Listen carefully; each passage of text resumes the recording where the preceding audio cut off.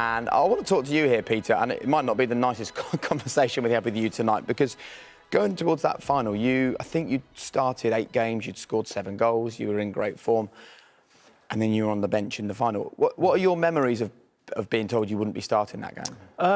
Yeah, bitter, I'll be honest. I mean, how many times do you get to play in a Champions League final? Like you said, I'd scored 7 goals on the run-up to the final, so I played in most of the games, and then I got told a sort of hour and a half before kick-off that I wouldn't be in the starting line-up. So, you know, I didn't sample really the atmosphere. I was just annoyed and a bit gutted about not starting, and yeah, it was all a bit of a blur, really. And how did you react at the time when you were told? Well, I was angry, but, you know, an hour before kick-off, one of the most important games of everyone's life, you can't say too much. So, obviously, I pulled Rafa after the game, but I couldn't say anything before, and I was anxious and fuming. So I vented that anger to my dad and tried not to let it rub off on the team.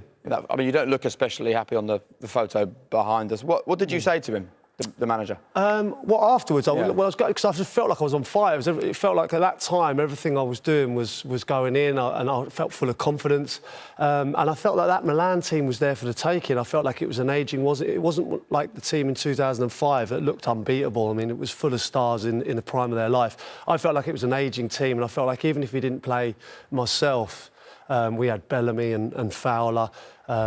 But he played Dirk Kuyt on his own. He packed the midfield with 5. And for me, it just always... It's the one regret. I look back on it and think, if we'd have gone at them in that game, I genuinely felt that we'd have won that and we would have had another one under our belt. Did you feel, during the week leading up to it, that might be the case, that you might not play, or was there any indications at all in the training sessions, because you do the shape and stuff and you get an idea? Yeah, do you know what? Rafa always kept his cards close to his chest, and he was one of those people that didn't, you know, he wouldn't worry about how you felt, or, you know, I'd played most of the games, I'd scored a lot of goals, and I'd started a lot of time in the league as well. So, yeah, it was really, really frustrating, but he kept his cards close to his chest and never let on, really, that I wouldn't be starting. And it sounds like I'm really, obviously, bitter about it. No, not at all, Peter. But I genuinely not. I mean, listen, you know, he's obviously doing his best for the team, but that's the one regret. I always think back in Athens in 2007, just think, you know, even if it wasn't me, if he'd have started Bellamy or just been a bit more attacking, I felt it was there for the taking.